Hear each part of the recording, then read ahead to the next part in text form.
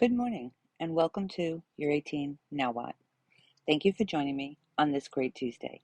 I'm Dr. Catherine Gilstein and I am looking forward to empowering you with information about financial literacy and economic empowerment. I will be posting new episodes every second and fourth Tuesday of the month. Before I get started, I wanted to point out a podcast that centers on rethinking mindfulness. Pay Attention provides people with an opportunity to look at what they can do each day to do a little better. So if you want to take some time for yourself to think and reflect, check out my friend and colleague, Dr. Stephen Stunder, and his podcast, Pay Attention. The feedback I received about my last podcast on organization was overwhelming. Apparently, it is the most popular episode so far. With that said, I want to do a little recap.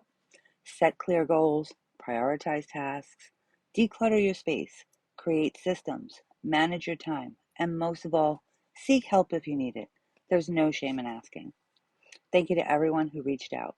Keep connecting with me through calls, emails, and by visiting my website, your18nowwhat.com, where you can always find the latest podcast episodes. I am also excited to share that orders for my book are available, and they are ready to ship now. So great.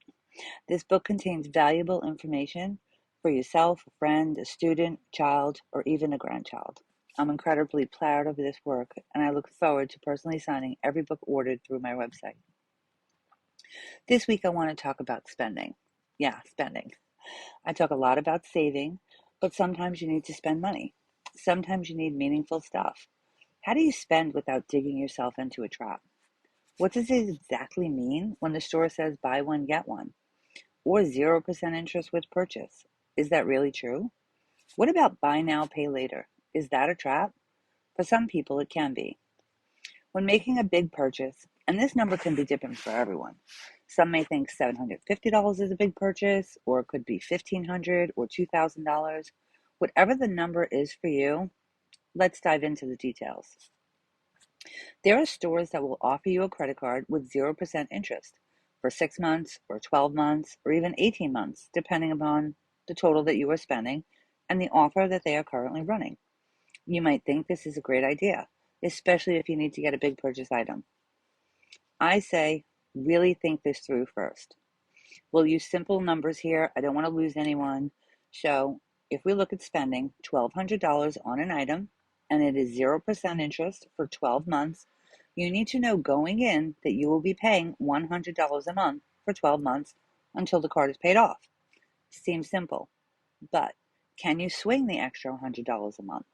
It might not seem like a lot of money at the time of purchase, but when you add it to the bills that you already have, it might put you over your budget, or worse, keep you from paying yourself first. If the 0% interest promotion is only for 6 months, then you are signing up for a $200 a month payment. Are you able to swing that amount? What happens if you can't? What if you're making the payments for a few months, and then in month 4, you cannot pay the amount to keep the 0%, and you can only afford to send in the minimum amount due, which might be $55 or so? What happens then? There is a statement. You'll probably get it emailed to you. Look at the statement. The statement has a minimum amount due. So that's the amount of money that you are obligated to pay so that you won't have a past due amount or a late fee involved. But if you only pay the minimum amount due, then you are going to be subject to the interest payments due when you have not paid for the purchase in full by the time allotted. The interest charges will be added to the bill once the time has passed for the introductory 0% interest period. The key here to note is that the interest is on the total original amount charged, not the amount you have left to pay. So that amount can be small or it can be several $100s depending on a few things. This is where the fine print comes in.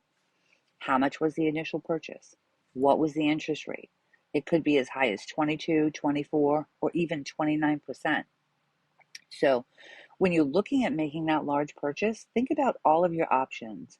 And remember that opening the new account will be a hard inquiry on your credit report. So if we go back to when I spoke about credit, think about this. The hard inquiry will stay on your credit report for 2 years, but it will affect your credit scores for 1 year. A hard inquiry on your report can lower your score by as much as 10 points, And multiple applications for new credit accounts within a short time frame can signal a risky borrower to lenders. So be careful about what you're opening. Let's look at those buy one, get one deals. BOGOs are everywhere. It only applies if you purchase one item and then the second one you're going to get for free. But is it actually free? If they raise the prices of their items and then offer to buy one, get one, is it worth it? Shop around. Look to see what you want. Another thing, think about what you need.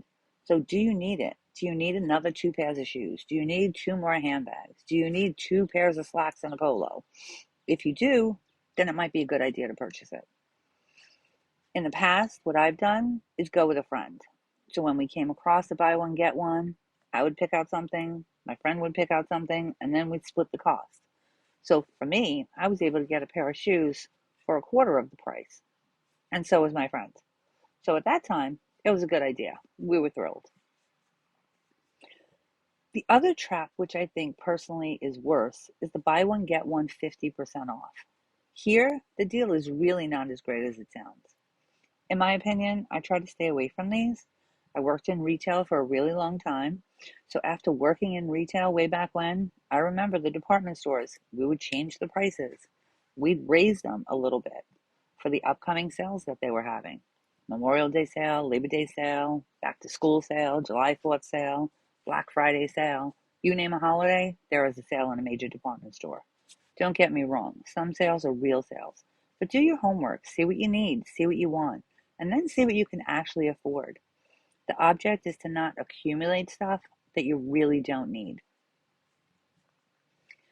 For those of you that don't remember, stores used to have what was called layaway. You pick out a few things, you bring it to the counter, you pay a portion of what is owed, maybe 25% of the total, and then the store holds all of your items for you. Then what you do is you come into the store, you make a payment on your items each week until it was paid off, and then once it was paid off, you can take your items home. It was a great concept. It worked really well, especially for families that wanted to get stuff for their kids for the holidays. Maybe they didn't want to lay out all of the money at the same time at once. Maybe they weren't able to do so at that time. The layaway concept has fizzled out, but here we are years later, and there's a worse paying option. Buy now, pay later. And I know all of you have heard about this. This is something that really exploded during the pandemic when everyone was shopping online, and it's pretty still popular today. According to the Consumer Financial Protection Bureau, the top 5 buy now, pay later providers in the US loaned out over $24 billion in 2021. Let me repeat, $24 billion, a 1,000% increase from 2019. Crazy. Per Adobe Analytics, buy now, pay later accounted for 7.5% of all online spending during the holidays last year. The buy now, pay later providers say that it's a win-win for everybody. But is it really? For the consumer, there's no interest rate to pay, no hard credit inquiry on your credit file. Sounds perfect, right?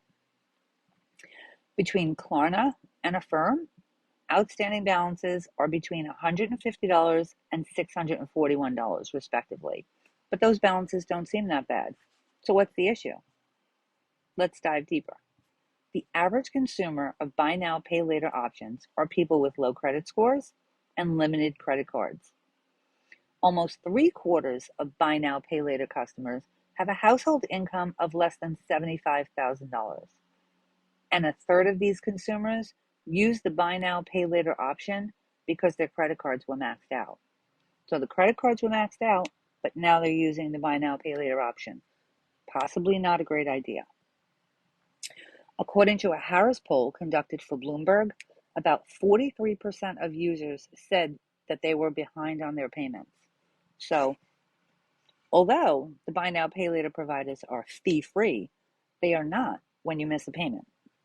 These buy now, pay later providers charge late fees and other financial penalties for missed payments, and some go on to pay the buy now, pay later provider with a credit card that they didn't intend on using in the first place. So this can be a double whammy. The other problem that regulators are looking at when looking at the different buy now, pay later users, they're loan stacking.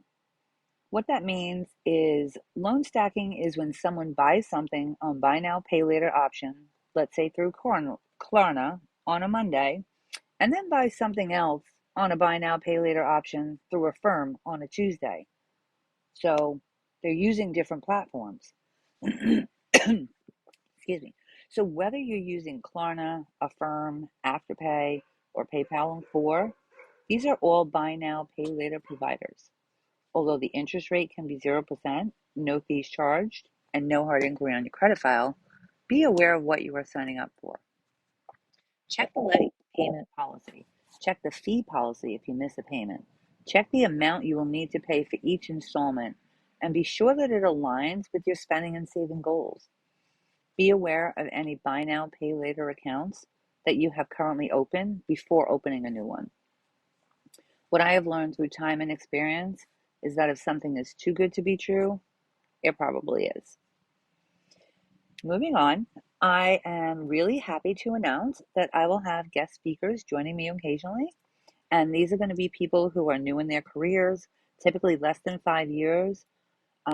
They will have insight to share about their experiences, what they are doing now, what were their expectations, what was different for them. We will cover questions that they wish they knew when entering the job market. But for the next podcast, I'm going to have someone joining me from Merrill Financial Solutions. So I'm going to speak with a Merrill Financial Solutions advisor. We're going to discuss investing and where to start. So feel free to email me any questions that you want answered, and we will definitely cover them on the next podcast during the interview. Be open to learning. Be open to listening. Ask questions. What more do you want to know? Visit my website at your18nowwhat.com and drop me a line. Send a question or a comment.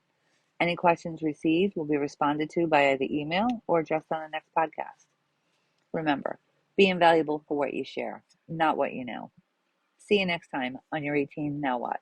Be sure to visit my website where you can always find the latest podcast episode to listen to, follow, and share. Thanks for joining me. Have a great day.